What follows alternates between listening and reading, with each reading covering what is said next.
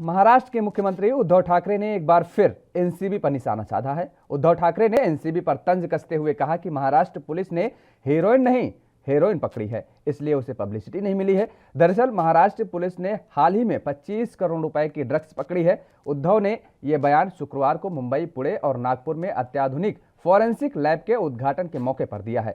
उद्धव का यह बयान उस दिन आया जब बॉलीवुड स्टार शाहरुख खान के बेटे आर्यन खान से जुड़े ड्रग्स केस में एक्ट्रेस अनन्या पांडे से भी पूछताछ की गई। अपने बयान में उद्धव ने कहा कि इन दिनों सिर्फ एक बात हो रही है, ड्रग्स, ड्रग्स और ड्रग्स।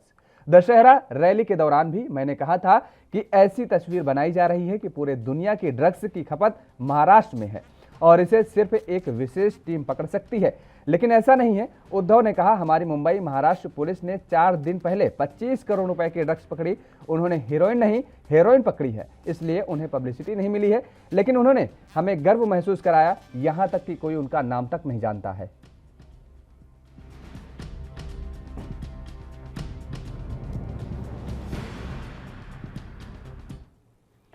और इसी खबर पर ज्यादा जानकारी के लिए हमारे साथ फोनलाइन पर जुड़ चुके हैं सत्यप्रकाश सोनी, मुंबई से संवाददाता हैं। सत्यप्रकाश, जिस तरीके से अब ड्रग्स मामले पर सियासत तो पहले से ही चल रही है, लेकिन अब एक और नया मोड़ नजर आने लगा सामने।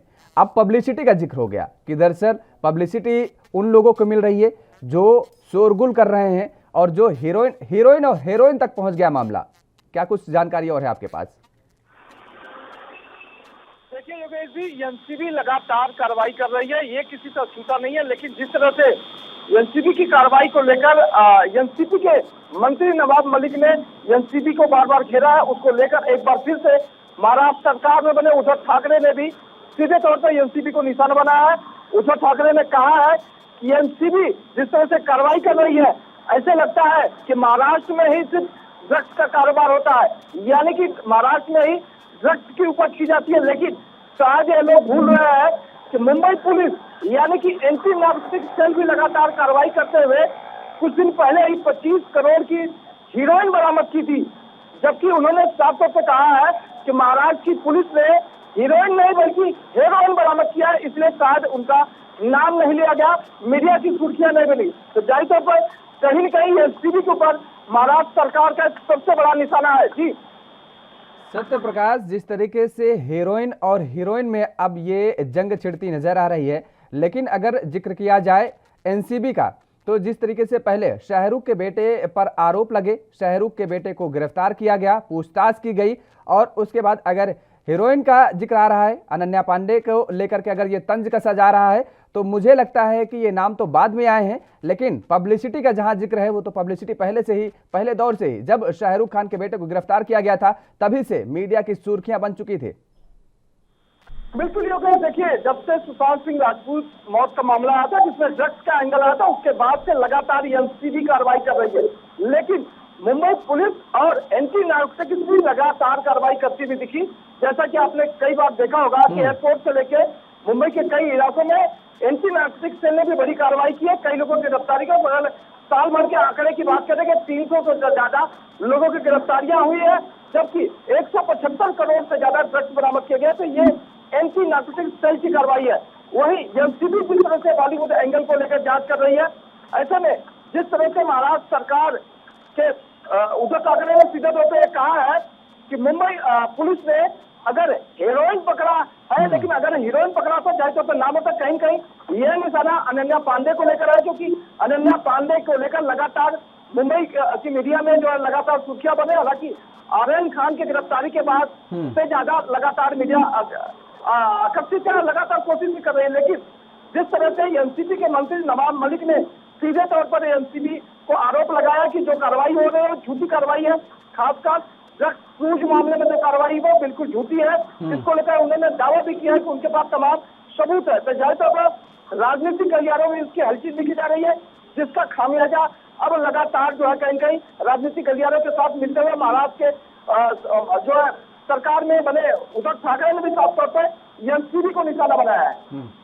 सत्यप्रकाश, लेकिन जिस तरीके से कहा गया कि ऐसा लगता है कि महाराष्ट्र में ही सबसे ज्यादा ड्रग्स की खपत है, ये कहा जा रहा है, मुझे नहीं लगता है कि इस बात से नकारा जा सकता है, क्योंकि पिछले दिनों से लगातार सुशांत सिंह राजपूत का आपने जिक्र किया, उसके बाद से लगातार जिस तरीके से कार्रवाई की गई, जिस तरीके से छापेमारी की गई, जिस तरीके से मामले सामने खुल करके आए, यहाँ तक कि चैट जिस तरीके के इन जो डायरेक्टर हो चाहे एक्टर हो या एक्ट्रेस हो, इन लोगों की आपस में जो चैट है, जो व्हाट्सएप चैटिंग सामने आई थी, उससे यह साफ तौर पर अंदाजा लगाया जा सकता है कि एक बहुत बड़ा कहीं ना कहीं ये ग्रुप जमा हुआ है और पिछले काफी लंबे समय से जमा हुआ है। देखिए योगेश जी, मुंबई जो है देश की आर्थिक राजधानी है। लगातार तमाम बॉलीवुड सितारे और बड़ी हस्तियां यहाँ रहती है। जैसे कि आपने देखा होगा कि लगातार बॉलीवुड में ड्रग्स का जाल फैला हुआ है, इस तरह की जानकारी मिली है, उसको लेकर एनसीबी लगातार कार्रवाई कर रही है। जैसा कि कई बार देखा गया कि कई हीरोइनों को मोबाइल चैट से जानकारी मिली, खासकर अभी हाल ही में जिस तरह से लगातार एनसीबी पूछताछ कर रही है अनन्या पांडे से, और जो है कल एक और आशा खान नामक एक्ट्रेस से पूछताछ की है, उसके बाद कांच वाला से पूछकर तो तमाम ये जानकारियां जो मिली है कहीं कहीं मोबाइल चैट से बरामद हुई है।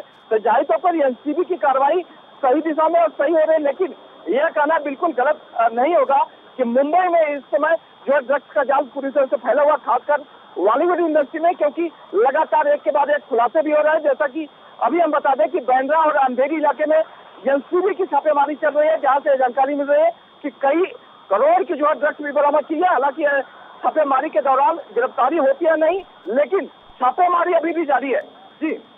लेकिन जिस तरीके से ये चुनौतियां दी जा रही हैं एनसीबी में, जिस तरीके से नवाब मलिक के द्वारा कहा गया कि वानखेड़े के साल भर में नौकरी चली जाएगी, उन्हें जेल जाना पड़ेगा, तमाम सारी चीजें उनके बहन को लेकर के बोला गया, वानखेड़े को लेकर के नवाब मलिक ने बोला, उनके मृत पिता को लेकर के बोला। ऐसी घिनौनी राजनीति अगर देखा जाए तो जो अधिकारी हैं वो काम कर रहे हैं, और वानखेड़े ने साफ तौर पर हालांकि इन सारी बातों का स्वागत भी किया है।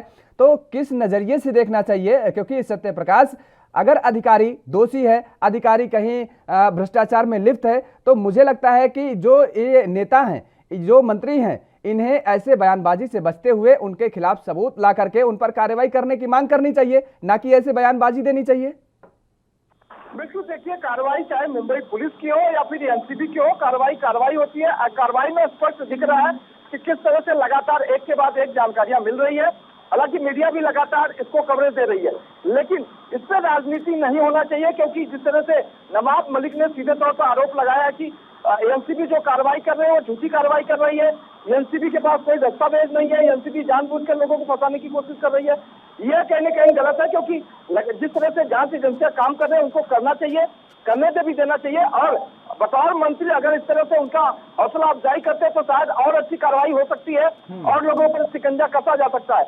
लेकिन जिस तरह से नवाब मलिक साहब ने कह दिया कि जिस तरह से एनसीबी के जोइंट डायरेक्टर समीर वानखेड़े कार्रवाई कर रहे, वो झूठी कार्रवाई है, गलत दस्तावेज पेश कर रहा है, गलत जानकारियां पेश कर रहा है, उसके ऊपर भी कहीं कहीं शिकंजा होना चाहिए। क्योंकि समीर वानखेड़े ने सीधे तौर पर कह दिया कि हम कार्रवाई करते रहेंगे, हमारा उद्देश्य है कि जो ड्रग्स का नेक्सस है उसको खत्म करना हमारी जिम्मेदारी है।